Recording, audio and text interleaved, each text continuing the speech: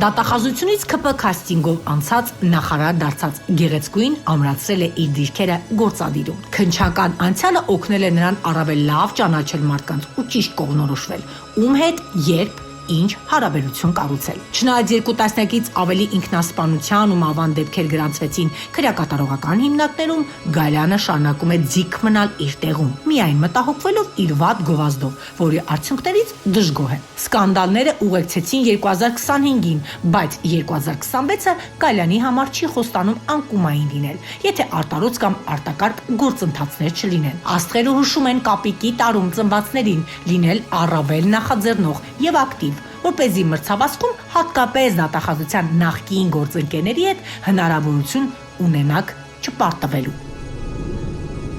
2026-ին ընթരാճ հումորային շարք, որը 15 տարի ժողովուրդ օրաթերթը պահում է որպես անխախտ ավանդույթ։